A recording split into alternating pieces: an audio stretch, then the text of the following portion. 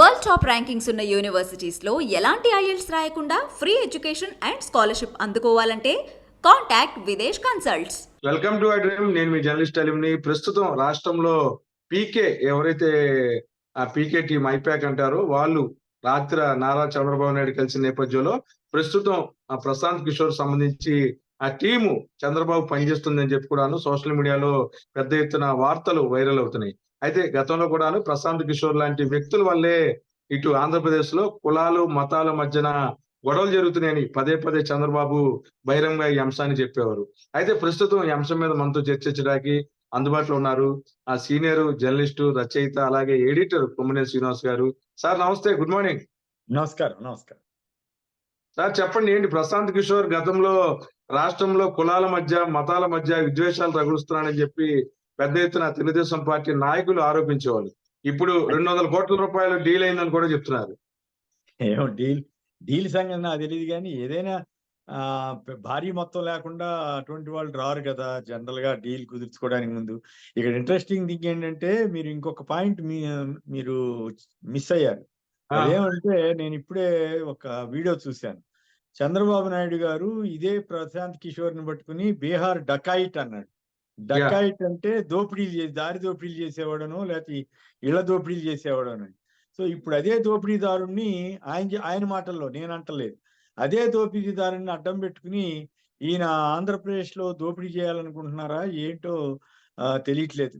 అయితే సరే, వీళ్ళిద్దరూ ఎవరెవరిని దోపిడీ చేస్తారు ఏం కదా అది అనేది పక్కన పెడితే, నాకు అర్థమైంది ఏంటంటే ప్రశాంత్ కిషోర్ ని కూడా పనిగట్టుకుని ప్రత్యేక విమానంలో తీసుకొచ్చి మళ్ళీ చర్చలు సంప్రదింపులు జరిపి ఆయనకి బాధ్యతలు అప్పచెబుతున్నారనో లేదా సంప్రదింపుల వరకే పరిమితం చేస్తారో అదేమో తెలియదు. కానీ మొత్తం మీద జగన్, ఏపీ ముఖ్యమంత్రి వైఎస్ఆర్ కాంగ్రెస్ అధినేత అయిన జగన్ ఆంధ్రప్రదేశ్ లో ఎంత బలంగా ఉన్నాడో మరొకసారి చెప్పినట్లయింది.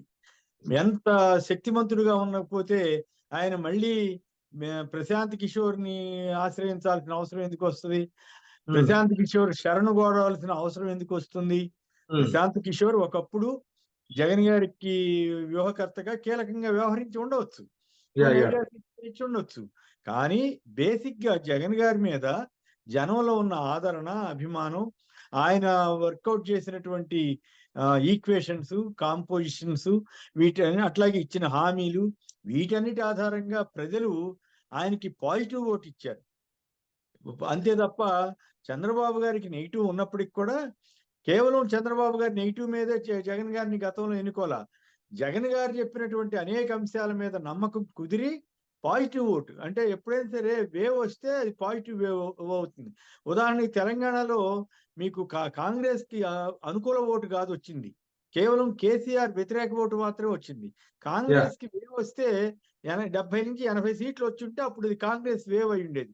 బొటాబొటీగా వచ్చిందంటే కేసీఆర్ చేసిన కొన్ని తప్పుల వల్ల కూడా అట్లా జరిగి ఉండొచ్చు. అలాగే ఇక్కడ జగన్ గారు అనేక వ్యూహాలు అమలు చేసుకుంటూ వెళ్తున్నాడు. ఆయన చెప్పిన హామీలన్నీ నెరవేరుస్తున్నాడు. ఇండస్ట్రియల్ డెవలప్మెంట్ చేస్తున్నాడు, పోర్టులు తీసుకొస్తున్నాడు. ఇవన్నీ చేస్తున్న తరుణంలో ఏం చేయాలో అర్థం కాక చంద్రబాబు గారు ఇప్పుడు ఆయన పేరేంది ప్రశాంత్ కిషోర్ ని ఆశ్రయించారని అర్థమవుతుంది. ఎందుకంటే మీరు ఒక్కసారి గతం గుర్తు చేసుకోండి. జగన్ గారు అధికారంలోకి వచ్చిన నెల రోజుల్లోనే చంద్రబాబు గారు ఏమనేవారు గుర్తుందా మీకు? ఏమనేవారు?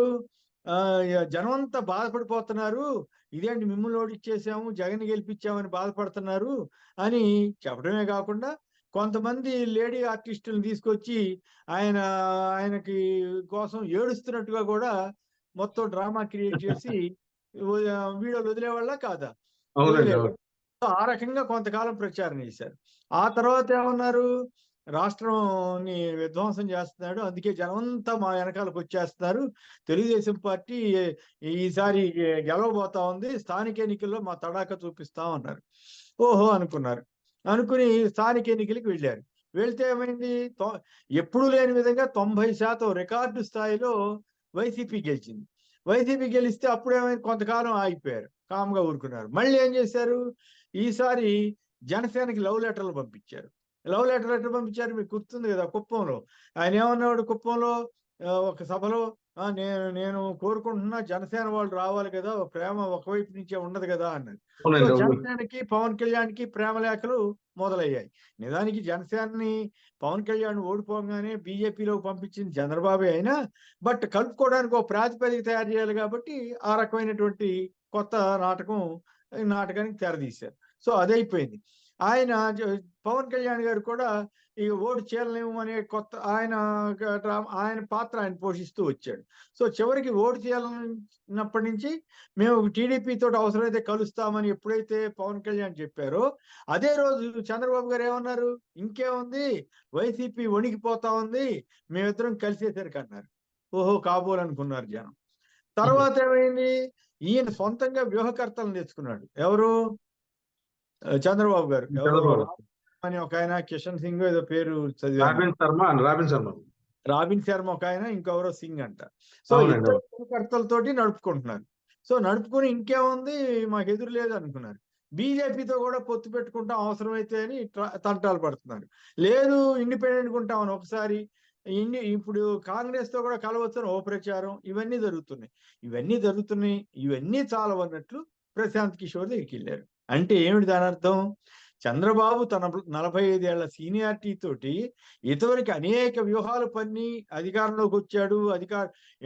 ఎన్టీ రామారావు అంతటి వాడిని పదవీచ్యుతుడిని చేసి, తన వ్యూహం ప్రకారమే పదవీచ్యుతుడిని చేసి, తను సీఎం సీట్ని ఆక్రమించినటువంటి వ్యూహం తెలిసిన వ్యక్తి. అది కుట్ర వ్యూహమా ఇంకో వ్యూహం అనేది పక్కన పెడితే, పదవి వ్యూహంలో సక్సెస్ అయ్యాడనే కదా అప్పుడు అంది. ఆ తర్వాత బీజేపీ తోటి కలిసి, వాజ్పేయి గవర్నమెంట్ అప్పుడు బీజేపీ వాళ్ళతో కలిసి మళ్ళీ గెలవటం కూడా ఆయనే గొప్ప వ్యూహం అని ప్రచారం చేశారు కదా టీడీపీ వాళ్ళు. అలాంటి ప్రచారకర్త ఆ తర్వాత ఓడిపోయి ఉండొచ్చు వరుసనే 2 సార్లు. 2004లో ఓడిపోయిన తర్వాత మళ్ళీ 2009లో టీఆర్ఎస్, సిపిఐ, సిపిఎం వీళ్ళతో కలిసి మళ్ళీ కొత్త వ్యూహంలోకి వెళ్ళారు. అయినా అది సఫలం కాల. అప్పుడు మళ్ళీ ఏం చేశాడు, 2014లో మళ్ళీ మోడీ గారిని, పవన్ కళ్యాణ్ని తోటి బతిమలాడుకుని బావనాడుకుని వాళ్ళతో కలిశారు. కలిసి రుణమాఫీ అని 400 హామీలు ఇచ్చాడు. ఇచ్చి ఇవి ఇచ్చి ఎట్లయితే అధికారంలోకి వచ్చారు. అప్పుడేమన్నారు, చంద్రబాబు వ్యూహాల వల్లే గెలిచారు అన్నారు కదా. అంటే 25 ఏళ్ల పాటు దాదాపు 1995 నుంచి, అంతకుముందు ఎన్టీ రామారావు కూడా ఈయనే వ్యూహకర్తని ప్రచారం జరిగేది కదా. ఆ రోజుల్లో ఏంటంటే ఎస్వి యూనివర్సిటీ ప్రొఫెసర్ ఒక ఆయన ఉండేవాడు, శ్రీనివాస్ నాయుడు ఎవరో ఒక ఆయన. ఆయనతోటి ఈ సర్వేల బృందాలను పెట్టుకుని కొంతమంది రీసెర్చ్ స్కాలర్స్ అని వాళ్ళు ఉంటారు కదా, వాళ్ళు నెలసరి జీతానికి పనిచేస్తుండేవాళ్ళు అనమాట. వాళ్ళతోటి పెట్టుకుని ఈయన ఈ సర్వేల ద్వారా తెలుసుకుని తన తంటాలు తను పడుతుండేవాడు. సో ఆ పరిస్థితి అప్పట్లో వ్యూహాలు పన్నిన ఆయన ఇప్పుడు ఓఎల్ఎక్స్ అంటే పాత చింతకాయ పచ్చడిలాగా లోకేష్ దృష్టిలో కనపడుతున్నాడా అన్నది ఇప్పుడు వస్తున్నటువంటి ఒక అంశం. ఓఎల్ఎక్స్ అంటే తెలుసు కదా, పాత సరుకు అనమాట, స్టోర్ రూమ్ లో పడేసే వ్యవహారం. ఇప్పుడు చంద్రబాబు గారి అనుభవం పనికి రాలేదు. చంద్రబాబు గారు పవన్ కళ్యాణ్ కలిసినా ఉపయోగం లేదు. చంద్రబాబు గారు ఇద్దరు స్ట్రాటజిస్టుల్ని పెట్టుకుని కోట్లు ఖర్చు పెడుతున్నా ప్రయోజనం కలగటం లేదు. చివరికి లోకేష్ పాదయాత్ర చేసినా ఉపయోగం లేదు. ఇంకేముంది, చంద్రబాబు గారిని అరెస్ట్ చేశారు, దాంతో సానుభూతి వెల్లువై పారుతోందని చెప్పారు కదా, అయినా అది కూడా పనిచేయట్లేదు. ఇన్ని చేసినా జగన్ని ఓడించే పరిస్థితి లేదనే సంగతి అర్థమయ్యి ఆ బాధలో ఏం చేయాలో తెలియక లోకేష్ బహుశా మరి చంద్రబాబు గారి అనుమతి వెళ్ళాడో లేకపోతే లేకుండా వెళ్ళాడో, లేదు చంద్రబాబు గారి మీద ఈయనే పెత్తనం చేస్తున్నాడో తెలియదు కానీ ప్రశాంత్ కిషోర్ని తీసుకొచ్చి ప్రత్యేక విమానంలో తీసుకొచ్చి చంద్రబాబు గారి ముందు కూర్చోబెట్టారు. కూర్చోబెడితే విశేషం ఏంటంటే, ఇదే చంద్రబాబు గారు మీరు ఇందాక చెప్పినట్టుగా ప్రశాంత్ కిషోర్ని పట్టుకుని నానా బూతులు తిట్టాడు. కులాలు అన్నాడు, బీహార్ తీసుకొచ్చి ఇక్కడ పెట్టాడు, మరో బీహార్ చేస్తారు వీళ్ళు, కులాల మతాల మధ్య చిచ్చు పెడుతున్నారు, బీహార్ డకాయిటీ అని తిట్టాడు ఈయన. లోకేష్ కూడా అట్లాగే ఈ ట్వీట్ కూడా చేశాడు ఆ రోజుల్లో ప్రశాంత్ కిషోర్ని తిడతా. సో అలాంటి వాళ్ళు ఇప్పుడు ఆ డకాయిటీ ఇప్పుడు ఆయన ఏమంటాము అత్యంత నిజాయితీపరుడిగా మారాడా, లేకపోతే ఏం జరిగింది అసలు? ఎందుకు వాళ్ళు తీసుకొచ్చారు?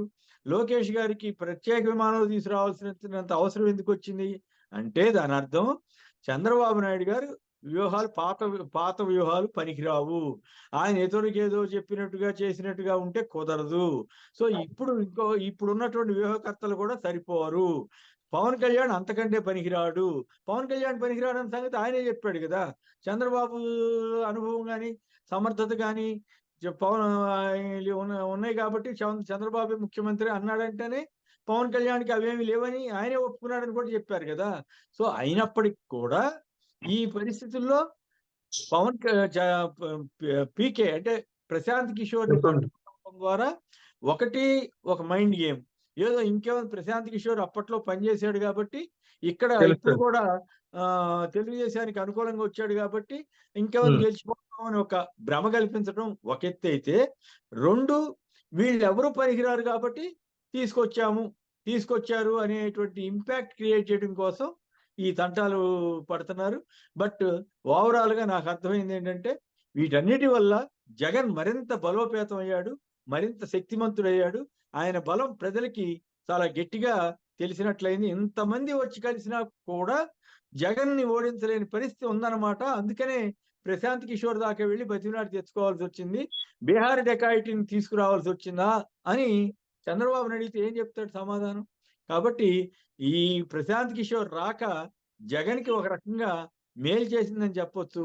తద్వారా జగన్ మరింత శక్తి సంపన్నుడిగా జనం దృష్టిలో కనపడతాడన్నది నా ఉద్దేశం. సార్ ఏ స్టెప్ కూడాను చంద్రబాబు వదిలే పరిస్థితి కనిపించట్లా. ఖచ్చితంగా జగన్ గారిని ఢీకొనాలంటే ఇటు పవన్ కళ్యాణ్, బీజేపీ, వామపక్షాలు అందరినీ కలుపుకొని తిరుగుతున్నాను అన్నారు. ఇప్పుడు కొత్తగా మరో పీకేని పట్టుకున్నారు. ఎవరు వచ్చినా సరే జగన్ గారిని పీకేదే లేదని చెప్పి వైసీపీ పార్టీ వాళ్ళందరూ కూడాను పెద్ద ఎత్తున స్ట్రోలింగ్ చేస్తారు.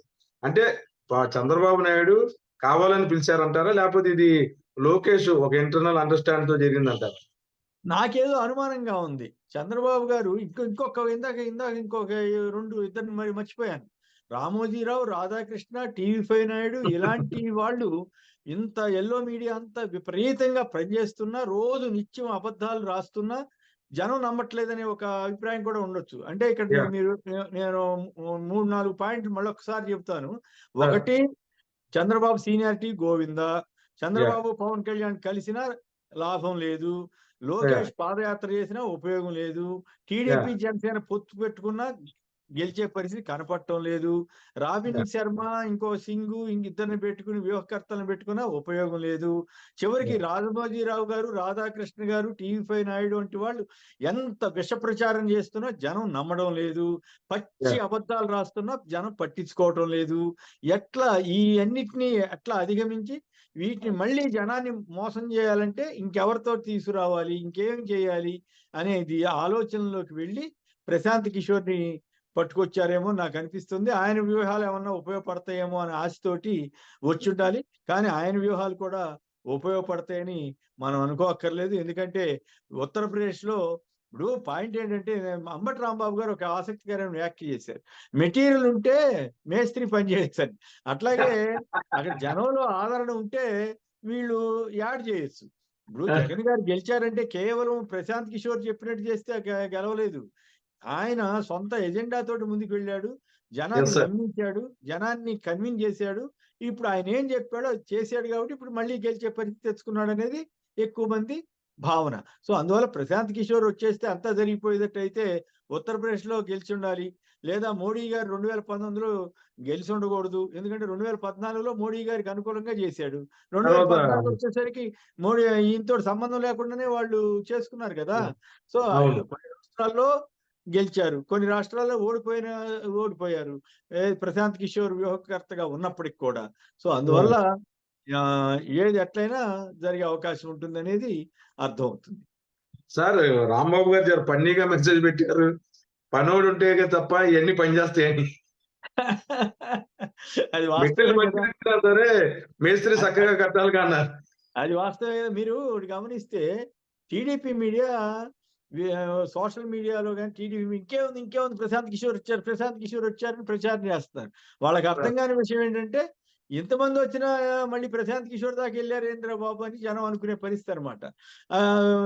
అంబటి రాంబాబు గారు ఈ పనోడు అయితే కదా అంటే అక్కడ లోకేష్ కి చేత కావట్లేదు అనేది స్పష్టం అవుతుంది. అంటే ఇక్కడ నాకు అనుమానం ఏంటంటే, లోకేష్ గారు ఖచ్చితంగా ఎలా అయినా గెలవాలి, తన శక్తి సరిపోవటం లేదు, రామోజీరావు, రాధాకృష్ణ, టీవీ5 నాయుడు, పవన్ కళ్యాణ్, చంద్రబాబు వీళ్ళందరూ కలిసినా కూడా ఆయనకి నమ్మకం కలగట్లేదని అర్థం. చంద్రబాబు అయితే అవుట్‌డేటెడ్ అయిపోయాడనేది లోకేష్ ఉద్దేశం అయ్యుండాల. ఎందుకంటే అంతకుముందు అసలు ఏ వ్యూహకర్త లేకుండా కూడా కింద మీద పడి ఏదో రకంగా మరి ముఖ్యమంత్రి అయ్యాడు కదా! కారణాలు ఏమన్నా కావచ్చు. సో, మరి అప్పుడు అవసరం లేని వ్యూహకర్తలు ఇప్పుడెందుకు అవసరమయ్యారంటే ఆయన చంద్రబాబు యొక్క కెపాసిటీస్ తగ్గిపోయినియి. చంద్రబాబుని జనం నమ్మడం లేదు. చంద్రబాబు చెప్పే మాటల్ని ఎవరు విశ్వసించడం లేదు. ఆయన నిత్యం అబద్ధాలు చెబుతున్నాడనేటువంటి అభిప్రాయం సర్వత్రా ఉంది. సో, అందువల్ల ఎట్లా జనాన్ని నమ్మించాలి? ఏమిటి కథ కమామిషికి ఏమన్నా ఈ సలహాలు ఇస్తాడేమోనని లోకేష్ గారు తీసుకొచ్చుండాల. దీనికి చంద్రబాబు గారి ఇష్టం ఉందా లేదా అంటే చెప్పలేము. ఎందుకంటే ఇష్టం లేకపోయినా కూడా ఆయన ఏం చేయగలిగే పరిస్థితి ఉందని నేను అనుకోవట్లా. ఎందుకంటే మీరు గమనిస్తే లోకేష్ గారి పాదయాత్ర మొత్తం ఆయనే సీఎం అయిపోయినట్లుగా హామీలు ఇవ్వటం, ఆయనే సీఎం అయిపోయినట్లుగా చెప్పడం, పేరుకి అప్పుడప్పుడు ఏదో చెప్పకపోతే బాగోదని చంద్రబాబు పేరు చెప్పాడు తప్పితే, మిగతాది మొత్తం నేను బాధ్యత తీసుకుంటా, నేను ఎర్ర బుక్‌లో రాసుకుంటా, అది చేస్తా, ఇది చేస్తానని ఆయనే మొత్తం నీ టికెట్లు నేనే ఇస్తా అని చెప్తూ వచ్చాడు. ఇప్పుడు సమస్యల్లా చంద్రబాబు గారికి, లోకేష్ గారికి మధ్య అంత సత్సంబంధాలు ఉంటే ఉండొచ్చు, లేకపోతే లేకపోవచ్చు. ఎందుకంటే ఈ లోకేష్ చెప్పినట్టు వినకపోతే తలనొప్పి ఎక్కువ ఎక్కడ తెచ్చుకుంటాంలే అని వయసు కూడా ఉంది గదా! వయసుని బట్టి కూడా తగ్గి ఉండొచ్చు. సో, ఒకటి తన వ్యూహాలు సరిపోవటం లేదని, 2 తాను పాతకాలపోడిని ఇప్పుడు వ్యవస్థలకి పనికిరానని, 3 లోకేష్ కొత్త కుర్రాడు కాబట్టి ఏమన్నా అతని ఇష్టం వచ్చినట్టు ట్రై చేసుకొని ఇస్తే బెటర్‌లే మనకెందుకొచ్చింది మళ్ళీ ఓడిపోతే మళ్ళీ నా మీద పడతారు. నీ తంటాలు నువ్వు పడు, నీ ప్రకారమే ఎళ్ళు అని లోకేష్‌కి ఆయనకి ఆయన్ని నీ ఇష్టం వచ్చినట్టు చేసుకో అని ఉండాలి. చంద్రబాబు గారికి ఇష్టమైతే నిజంగా చంద్రబాబు గారికి తన మీద తనకు సమర్థత ఉన్నా, లోకేష్ నుంచి ఎలాంటి ఇబ్బంది లేకపోయినా ఈళ్ళెవ్వరు అక్కర్లేదు నేను చెప్పినట్టు ఇనండి అని ఉండేవాడు. అనలేదు, అనకపోగా తను బూతులు తిట్టిన ప్రశాంత్ కిషోర్‌ని పట్టుకొచ్చారంటే తనని లోకేష్‌ని తీవ్రంగా అవినీతి పరులని చెప్పిన పవన్ కళ్యాణ్‌ని తెచ్చుకున్నారంటేనే అర్థమవుతుంది. కేవలం రామోజీరావు గారు, రాధాకృష్ణ, టీవీ5 నాయుడు వంటి వాళ్ళు రాసే వాటిని నమ్మట్లేదని వాళ్ళు అనుకోబట్టే ఇప్పుడు ప్రశాంత్ కిషోర్ దాకా వెళ్లారని మనం భావించొచ్చు. సార్ ఈ టీడీపీ క్యాడర్ అంతా కూడాను కొంచెం అసంతృప్తికి లోనయ్యారు. పీకే రావటం వల్ల అని చెప్పి కూడాను వాళ్ళు కొన్ని వార్తా కథనాలు వచ్చాయి. తర్వాత మెయిన్ ఎవరైతే టీడీపీ ఎల్లో మీడియా స్ట్రీమ్ ఉందో వాళ్ళు కూడా చంద్రబాబు పట్ల కొంచెం అసహనం వ్యవహరించారు పీకేని తీసుకురావడం పట్ల. ఎందుకట్లా? ఎందుకు? ఎందుకంటే మేమంతా కష్టపడుతున్నాం కదా! మళ్ళీ ఈ మధ్యలో ఈయన ఎందుకని.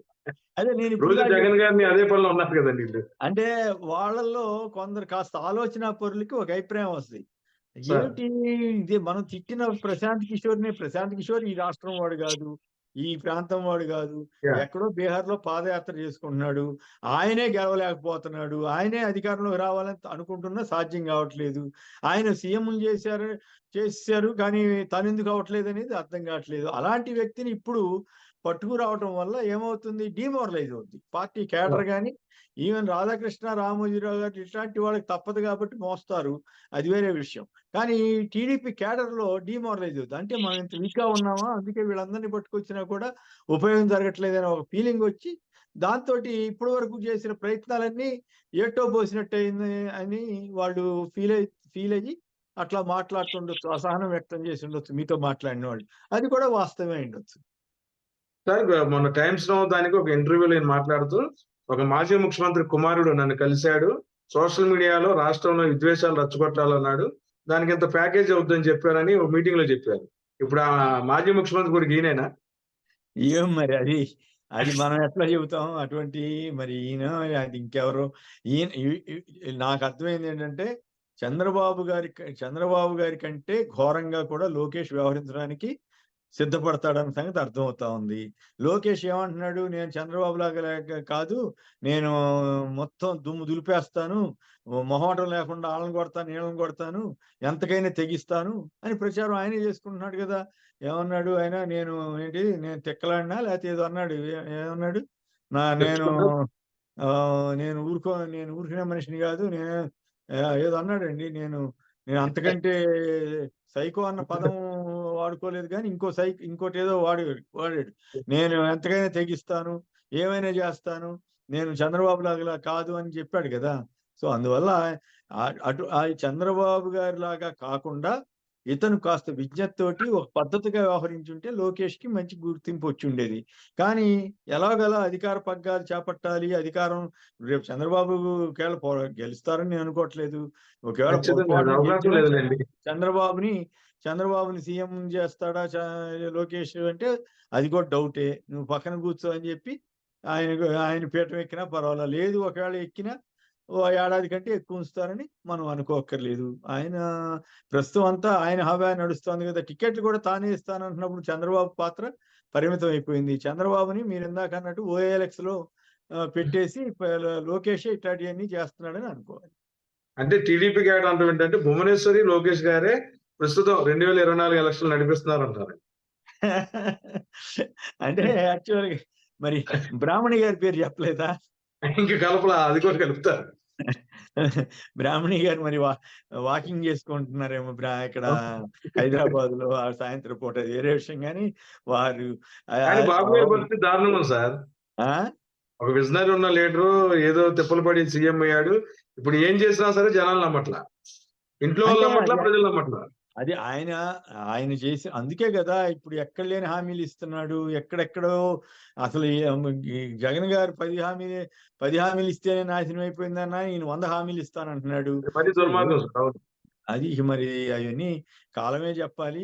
కొంతమంది అమాయకులు ఎవరైనా నమ్మితే నమ్మాలి తప్ప చంద్రబాబు గారు, పవన్ కళ్యాణ్ చెప్పే మాటలు నమ్మటానికి లేదు. మరి లోకేష్ అయితే ఒకటి అప్పట్లో ఎమ్మెల్సీ అవటానికి, ఆ తర్వాత మంత్రి పదవి పొందటానికి మన తల్లి భువనేశ్వరి గారు, బ్రాహ్మణి గారు భార్య బ్రాహ్మణి గారు వీళ్ళిద్దరి ప్రోద్బలం అనండి పట్టుబట్టారని అప్పట్లో ప్రచారం అయితే అయిన మాట వాస్తవం. అలాగే ఇప్పుడు రేపు ఏదన్నా వచ్చినా సీఎం క్యాండిడేట్ ఈయనే అని చెప్పినా కూడా ఆశ్చర్యపోతున్నారు. అందుకనే పార్టీని కూడా మరి ఆయనే వాళ్ళు ఆవిడ డైరెక్షన్‌లో ఏమన్నా నడుపుతున్నారేమో నాకు తెలీదు. బట్ ఒకటి మాత్రం వాస్తవం. ఆ రోజున చంద్రబాబు గారికి అంత ఇష్టం లేదట. ఇప్పుడే లోకేష్‌ని తీసుకొస్తే అవునండి. మళ్ళీ అనవసరమైన విమర్శలొస్తాయి అని ఆయన భయపడితే ఇంట్లో అలిగారని చెప్పి కూడా అప్పట్లో టాక్ వచ్చింది. దాంతోటి ఇక తప్పదు కదా! ఇంటి పోరు ఇంతంత గాదయ అని సామెత ఉంటది కదా! సో, దానికి ఆయన లొంగిపోయి ఉండాలా. ఇప్పుడు కూడా ఈ ఇంటి పోరు వల్లే వీటన్నిటికి ఒప్పుకుంటా ఉండాలి.